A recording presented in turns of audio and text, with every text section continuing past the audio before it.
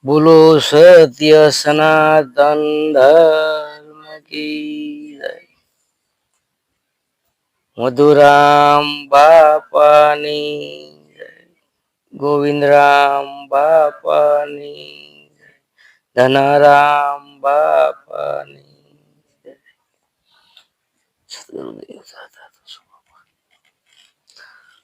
ભગત થયો એ કે પણ ભેદ નો જાણ્યો કાનમાં પહેરી કડી. અખો ભગત કહી જાય કે આ ભગત નથી જો આ તો એની ખાલી શેકલી ફૂલે કે સડી. ભાઈ ખાલી કેવા પૂરતી આ ભક્તિ છે કેવા પૂરતી નથી ભાઈ.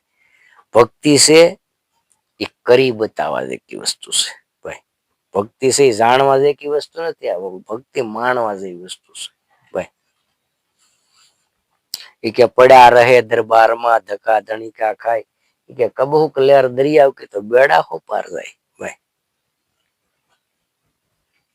અને ભક્તિ છે એમાં તમ તારે એવું નથી, નાવું નથી, ધોવું નથી, ટબક ટીલા કરવાય નથી ભાઈ. માળા ને પહેરવી, માળા પહેરી શું છે ભાઈ. ભગત એવું ન હોય કે માળા પહેરવી પડે, સાઈનલા કરવા પડે ને એવું. હવે મૂળ સાઈનલા શું છે એ તો અમુક ને પૂછ્યું ભાઈ સાઈનલા હે ના તમે કરો કે આ સાઈન લો છે એનો લે. હવે એને ખબર ન હોય હું સાઈન લો કરો ભાઈ ખબર નહીં ઈ હું લાલ તો કરવો ભાઈ. હે જે વસ્તુ આપણને ખબર છે એ કરો ને એ નો કરો તો કઈ નહીં ભલામણ. હવે આ બધી આપણને ખબર હોય તો એ કરવાની ક્યાં વાત આવે ભાઈ. માળા છે રુદ્રાક્ષ ની માળા હોય, લીલમ પોખરાજ ની હોય, તુલસી ની હોય, પછી ફટકમણી ની હોય ભાઈ, કે ગમે એની માળા હોય પણ પહેરવાથી શું ફાયદો છે હે. તમે શુદ્ધ નથી તો કામ છે ભાઈ. એ કે કર શ્વાસ કી સુમિરની જપી લે અજંપા જાપ ભાઈ. એ જાપ બંધ નથી, તમારે જાપવો નહીં પડતો એ બંધ જ નથી ના. તમારે સ્થિર થઈ જવાનું છે ખાલી. તમારી તો ના ખાલી હાજરી જોઈએ ભાઈ. એ કે કર શ્વાસ કી સુમિરની જપી લે અજંપા જાપ પરમ તત્વનું તું ધ્યાન ધરી લે. એ કે સોહમ આપો આપ સોહમ પરોવી લે પવનમાં બાંધી લે મેરુ ને સુમેરુ. એ કે બ્રહ્મગાંઠ ને તું રુદિય ધરી લે પછી ઈજ બીજ નામની માળા ફેર. માળા હે નિજ નામ કી ફેરેંગા કોઈ દાસ. એ કે 84 ભટકે નહીં કટે આ ધર્મ કી પાસ. આ કર્મની પાસ છે એ કટકીને આમ છૂટી જાવ તમે ભાઈ. એ ભટકે નહીં પછી કટે 84 કી પાસ ભાઈ. આવો તાર જો આવી આ રમણ લાગી જાય તો થાય. જે આપણને વસ્તુ મળી ગઈ ફાઇલ થઈ જાય એટલે બોલો સાહેબ ભણતા હોય તો કે આમ શેરો કરી નાખે ને કે ભાઈ રેડી હાલો થઈ ગયું થઈ જાય ને હે. એમ તમારી ઝા શબ્દ લાગી ગયો તો ના ક્લિક થઈ જવું જોઈએ. ક્લિક ન થાય તમારા માઇન્ડમાં આવે પણ તમારે થાય નહીં તો એ શબ્દ તમારો ખોટો ભાઈ. એ ખોટો. એટલે સંતો કહે છે કે ભાઈ શ્વાસે શ્વાસે સુમિરની સલેસ ભાઈ. શ્વાસે શ્વાસે સુમિરની તો ચલતી હોય ભાઈ. દેહની બારું કોઈ વસ્તુ છે નહીં. જે તમારા દેહમાં છે એ જ બધું આધ્યાત્મિક અને ભૌતિક ભાઈ. જ્યાં સુધી તમે આધ્યાત્મિક ને ન સમજા તો ભૌતિક માં આવી ક્યાંથી ભાઈ. આ જગત છે ભૌતિક છે, આધ્યાત્મિક એ તમારો દેહ છે ભાઈ. આ દેહમાં છે એ જ આ જગતમાં છે પણ એ આ સમજવા માટે તમારે તમારા દેહમાં જ આવવું પડે. અને દેહ જ્યાં સુધી સમજાય નહીં ત્યાં સુધી આત્મા કોઈ દિવસ સમજાતો નથી ભાઈ. ભક્તિ કરવી એટલે પેલા ઘેરેથી નક્કી થાય ભક્તિનું ઠેકાણું ભાઈ. બાર ઠેકાણા કરવા જાય તો ભક્તિ સમજાય એવું છે નહીં ભાઈ. ભગવાને અનંત પ્રકારના રસ આમાં મૂકેલા છે જગતમાં. શું કામ? એ કે મને કોક હક લેવા દે ભાઈ.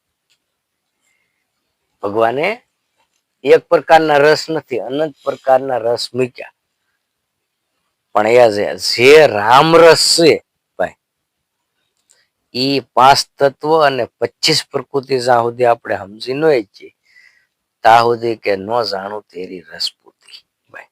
ત્યાં સુધી પોતે માણસ શું છે, આ દેહ શું છે, તન શું છે એ ખબર ન પડે ભાઈ. નકર આમાં અજંપા નામની ગાયત્રી સતત હાલે છે એ બંધ જ નથી. ઘડીએ આપણે રાત્રે તન હુવે ને મન જાગે. પછી દિવસે તન ને મન બે જાગે. ભાઈ હવે આ તન છે, હવે આ તન ને ઠાક કોને લાગે? આપણે કહીએ હું થાકી ગયો, હું ડૂકી ગયો, ઈ કોને લાગે? ભાઈ હવાર થાય તો પાછા સુઈ જાય તો હવારે પાછો ઠાકે ઉતરી જાય ને રેડી થઈ જાય. ઈ આ થાય સીએ હું બધું. તમારા કોઈ હોય અને તમે એક ઠેકાણે ઘેહે રાખો તો 5 વર્ષમાં તો કોઈ ગાય ને ભાંગી દે ને તૂટી દે ને. હે આ માણાનો દેહ કેવો ઘડ્યો ભગવાને કે આખી જિંદગી તમે કામ કરો છતાંય આ દેહ એવો ને એવો રે ને ભાઈ. હે કઈ પ્રકારનો આ બનાવ્યો ઈશ્વરે ને છતાંય તોય આપણે આ દેહ ને એટલો હોશિયાર ને કરતા કે આ અમૂલક વસ્તુ આવી મને કઈ કર્મથી પ્રાપ્ત ભગવાને કરી અને છતાંય આ નો વાપરવાની હોય ના આ વસ્તુને હું વાપરું, નો વાપરવાની હોય ના મારા દેહ ને વાપરવું, ખોટું નથી ભાઈ. માણસે ભગવાન છે, ભગવાનને કીધું આ દેહ છે ભાઈ. હવે આ દેહ ની અંદર માણસ દિલ દરિયામાં જો ડૂબકી મારી હોય માણસ તો એ કે મોતી લીન આવે ભાઈ. હવે એ શિપ ની અંદર 1.25 કરોડ નું એક મોતી ભાઈ. હવે 1.25 કરોડ નું એક મોતી હોય તો 1.25 કરોડ નું એક મોતી એટલે માણાનું જીવન ભાઈ. મોતી એટલે માણા આત્માને માણસ આ દેહમાં ડૂબકી મારીને ગોતી લે એનું નામ એક મોતી 1.25 કરોડ ભાઈ. પછી એમાંથી તમે જે કઈ બોલતા હો એ ભગવાન આપણાથી દૂર જરાય હોય નહીં ભાઈ. કારણ કે ભરમે સિદ્ધ ભૂલોગે મારા તમે પ્રેમથી જોઈ લો પ્યારા, જેના રામ કૃષ્ણ જેવા છે પૂજારા ભાઈ. રામ ને કૃષ્ણ જેવા તો જેના પૂજારા છે એ કે તમે ભરમે સિદ્ધ ભૂલોગે મારા ભાઈ. એ કે આ બોલે એ બીજો નથી, પરમેશ્વર છે પોતે. એ કે અજ્ઞાની ને આંધળો આ દેહ ની બારો શેટો જી ગોતે. કારણ કે ખોવાયું ના ગોતતો નથી, ગોતે શેટે શેટે. જ્યાં ખોવાનું ના તો ગોતતો નથી, ગોતે શેટે શેટે. એ કે સિદ્ધ ભૂલો ગયા મારા તમે પ્રેમથી જોઈ લો ને. રામ કૃષ્ણ જેવા તો જેના પૂજારા છે. હવે તમે સિદ્ધ ને ભૂલો ગયા મારા. હવે આ દેહમાં ડૂબકી મારવાની કીધી માણા બહાર જ ગોતે તો જડે ખરો ભાઈ. એ કે હોમ કરીને ઈલ્લો હાથથી ખોમાં આવો મોંઘો અવસર યળે ઉયો ભાઈ. કારણ કે આ દેહ આપણો છે એ અવસર છે, યળે ઉયો છે રામના નામ વિના ભાઈ. પણ રામનું નામ કઈ બાંગુ નાખે નથી, બાંગુ નાખો એટલે અવાજ બહાર ભગવાન માલિકા સાંભળે કોણ ભાઈ. હે પણ એની મનોમન એનું નામ લેવાનું છે ભાઈ. પણ પછી એના નામની કલ પડી જાય તો તાળું ખુલી જાય, કળ ફરી જાય તો તાળું ખુલે ને ભાઈ. નકર તો કઈ ખુલે નહીં. કારણ કે કલમાં પડે તો કલ પડે, બિન કલ મેં કલ નહીં. ઈશ્વર લીધે સદગુરુ કલ મેં કડી કલ હે કલ નહીં માય. જે આપણને આત્માને આપણે ગોતવા જાવ એ આમાં છે, પણ એ જડે કેમ ફેરવે તો જડે, નકર નો જડે ભાઈ.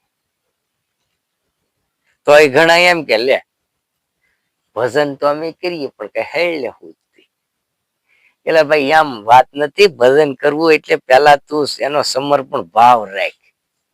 હવે તારું મન છે 18 ઠેકાણે તો વેસી નાખેલું છે ભગવાન હાટું વાય વધ્યું કેટલું ભાઈ. તક માયામાં, તક ઓલા કે બંગલામાં, તક બાળ બસામાં, તક કુટુંબ કબીલામાં બધે હોય ભગવાન હાટું થોડુંક મન વધે